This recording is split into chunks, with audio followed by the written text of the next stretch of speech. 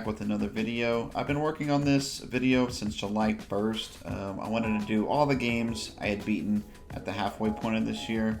Life has been nuts the past couple of weeks. Had some family illness. All the cats got fleas. Girlfriend got COVID. I got oral surgery. So I'm at 23 games I think right now, but I had done 18 games in total. So I'm gonna do a quick review of each one.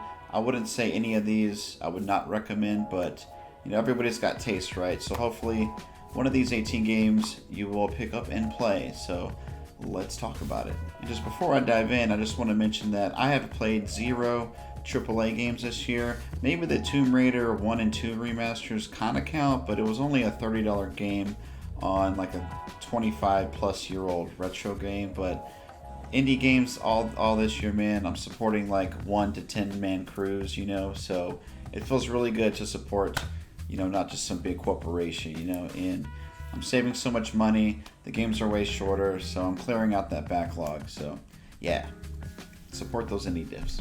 Alright, here's a little sneak peek. This screen only shows 15 right now because GG can't find 2 of the games, and Streets of Rage 4 I beat twice. But first game I beat this year is Lies of P. This is the best Soulsborne game not made by From Software. It's difficult but fair. It has a beautiful French steampunk setting, great story. It can be a horror game at times as well. It's got grotesque enemies, man. Excellent weapon crafting system and combat. I love this one. I'd rate it around a 9 out of 10. And the second game I beat this year is Super Mario Bros. 3. I mean, what else can you say, guys? I can't really add to much that's already been said. Perfect level design, tons of secrets, cool enemies, cool worlds, and the music slaps as well, and just all those cool little items you can use to skip things and power up, man. So 10 out of 10 on that one. Third game I beat this year is The Cub. This is a short indie platformer I enjoyed. It has nods to retro games and films, including Ninja Turtles, Terminator 2. It has an anti-capitalist message that I really dug. If you do like games like Inside, Limbo, Donkey Kong, check this one out. It's around a 7 out of 10. Game number 4, Ship of Fools. If you like co-op games like Overcooked, where you work together with a friend and possibly scream at each other, this game is for you. You man turrets, you melee enemies, you upgrade your ship, and you try to make it to the end. Good times were had with this one. I'd give it around an 8 out of 10. Game number 5 is Cannibal Abduction. Puppet Combo developers don't miss, guys. Their jump scares are absolutely masterful. This game is guaranteed to scare you. If you like old Silent Hill gameplay and this film, Texas Chainsaw Massacre, this game is for you. I'd give it a 7.5 out of 10. Games 6 and 7 was Streets of Rage 4, first on hard, and then on Mania Plus. And dude, Mania Plus, my friend and I spent 18 hours on the final level alone.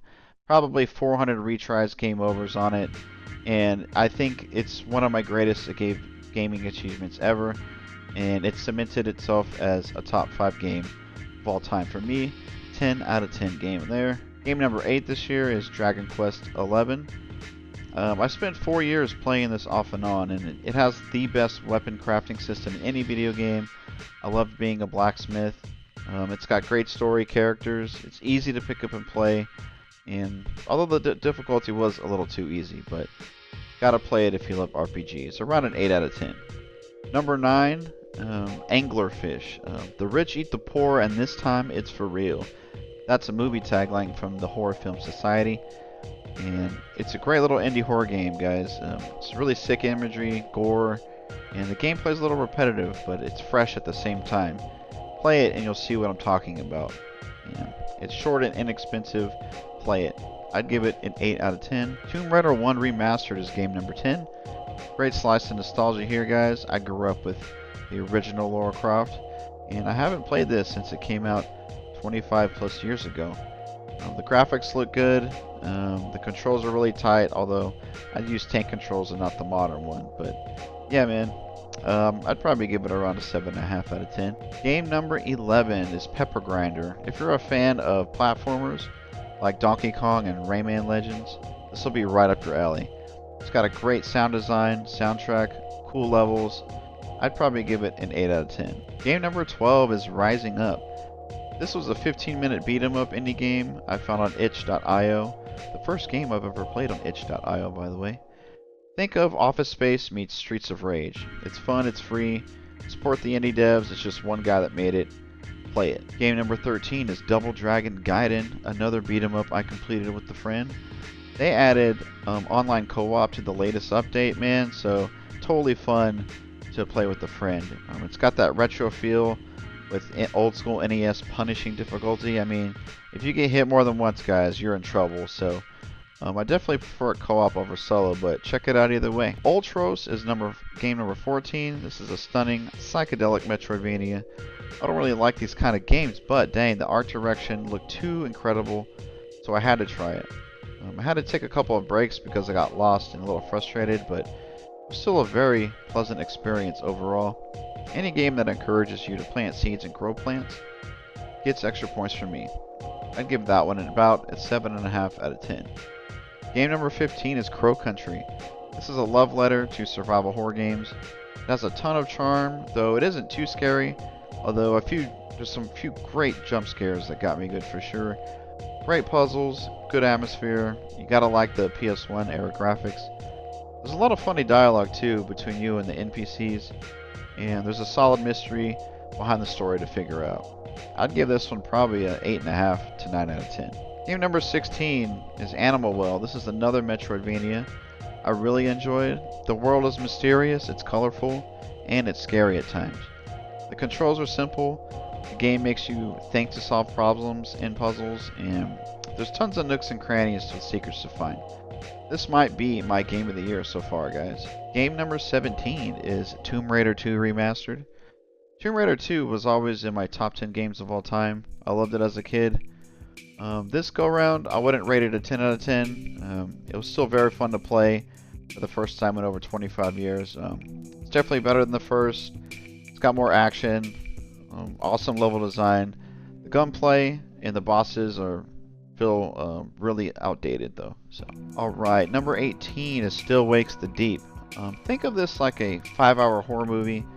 There's not much gameplay, and people will call this a walking simulator. But man, I mean, underwater horror, guys. I mean, you like horror movies, you like sea monsters, and just like creepy, just gore, jump scares as well. And the Scottish oil rig setting is so cool, man. So definitely play it, but maybe wait for a sale because I think $35 is a little expensive. Alright, that about wraps it up. I've also played Barrow Trauma. I think my friend and I, we soft locked ourselves out of the game. It's like a submarine horror game, and it's so intricate, man. One of the most intricate games I've ever played, but you just have to survive underwater in your dinky little sub, and you have to man turrets. You have to fix leaks, you have to do like engineering, you have to fix mechanical things while you're getting wrecked by sea monsters and other subs, but you do mining as well. But man, it just sucks. We were using like the dinkiest sub throughout the whole game, and we got to a point where we should have upgraded and it was too late. So I feel like I've beaten that game, but not quite. I just beat 9 Souls, although I'm not adding it to this list. That has Sekiro Combat, Metroidvania. Top 3 games of the year on that one as far as 2024 games go. Little Kitty Big City, I also beat. That's a solid little game there. And Guards Game, I have a video on YouTube. It's a great co-op game. It's janky, but a good little first-person, like, kind of beat 'em up, hack and slash. Not beat 'em up, but you're like just punching and slashing dudes in complete missions and stuff. So, but yeah, and I got more videos coming, guys. Thank you for watching this one. Don't forget to sub to the channel, hit the like button, comment, helps out with that brutal YouTube algorithm. So it feels good to be making videos again. Like I said, the past 2 weeks have been extremely rough on me and my mental health, but I'm going to be back to making videos every day. Also, Free Palestine, guys. Don't forget to speak up. I've got videos on my channel explaining what's been going on the past 75 years before October 7th. So that genocide is still happening, sadly. So just wanted to mention that. But yeah, I'll see you guys at the next video. Peace.